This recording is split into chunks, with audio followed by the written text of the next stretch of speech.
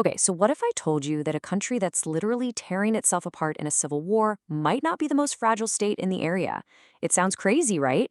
Well, today we're diving into this exact paradox with two neighbors, Ethiopia and Eritrea, and what their situations could mean for the entire Horn of Africa. So take a look here. Both Ethiopia and Eritrea are way up there on the Fragile States Index. We're talking deep in the red zone. They share a border, a really complicated history, and this huge risk of total collapse. But here's the fascinating part. The way they're falling apart is completely different. And that brings us to the core puzzle of this whole explainer. On one side, you have a state that's visibly being ripped apart by civil war.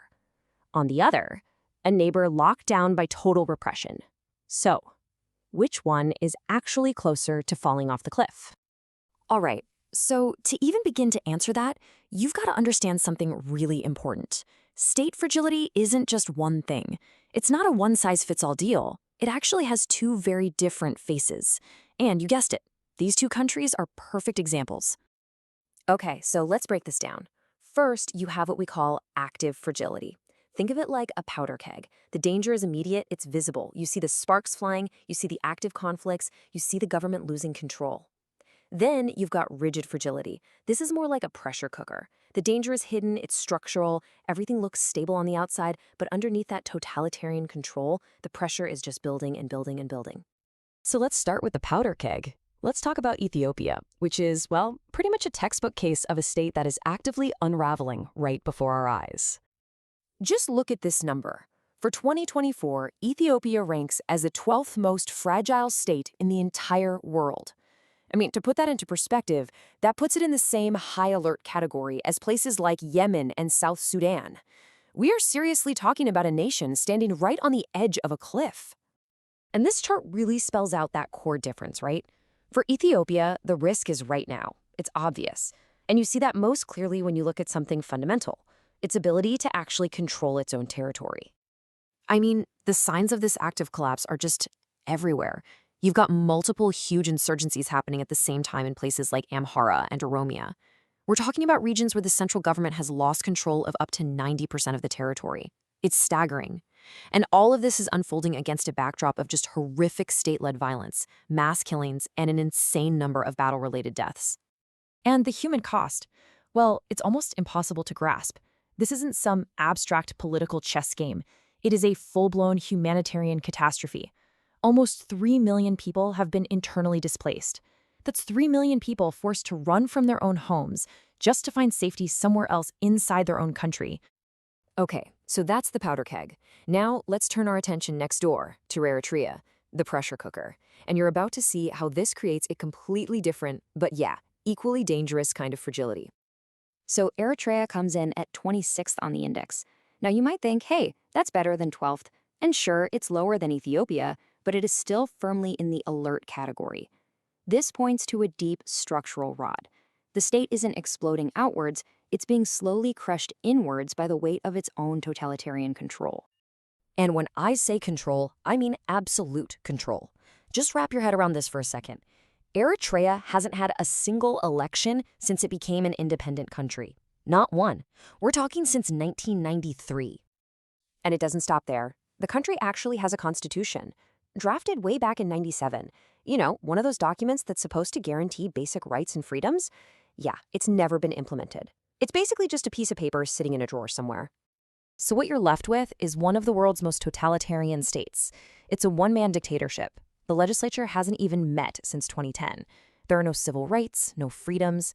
The main tool of control? A really abusive system of forced indefinite military conscription that can literally last for a person's entire adult life. The only thing that matters is the survival of the regime. And this is what happens when you turn up the pressure in the cooker. When people have absolutely no voice, no way to change their country, they vote with their feet. They leave. More than 500,000 Eritreans have fled the country, seeking refuge somewhere, anywhere else. It's a huge human flight, a massive brain drain that tells you everything you need to know about how desperate things are on the inside. Okay, so this isn't just some academic comparison between two types of fragile states. This is real, and it's happening right now. Ethiopia's powder keg and Eritrea's pressure cooker are on a direct collision course. And the flashpoint? It's the Red Sea. I mean, the history between these two is just a wild roller coaster. First, a devastating border war. Then, a surprise peace deal in 2018 that won Ethiopia's prime minister a Nobel Prize. They were even allies, fighting together in the Tigray War just a couple of years ago. But now, that's all out the window. The alliance is shattered, and they're back to pointing fingers, accusing each other of gearing up for another war. So what happened? How did they go from allies to enemies again, seemingly overnight? Well, it all comes down to one single critical issue. It's all about access to the sea. Ethiopia has been landlocked since Eritrea became independent in '93, and now it's making a major push for a seaport. And listen to the language being used. Prime Minister Abiy Ahmed called it existential for national survival. It's not a nice to have, it's a must have. But for Eritrea, a country that fought a 30-year war for its independence and its coast, any move by its massive neighbor towards the sea is also seen as an existential threat. Two existential claims, one coastline. You can see the problem. So let's step back for a second. You have one massive country that's actively disintegrating from the inside out, and its paranoid totalitarian neighbor feeling threatened at its very core. You don't need to be a political scientist to see that this is a recipe for a massive regional disaster. Which brings us back to our big question. Which one is actually closer to collapse? Well, in the short term, you'd have to say Ethiopia. The powder keg is already exploding. But, and this is a huge but, Eritrea's rigid fragility makes it incredibly brittle. That pressure cooker system has no give. It can't adapt to shocks. It can't bend. It can only break. And a war with Ethiopia?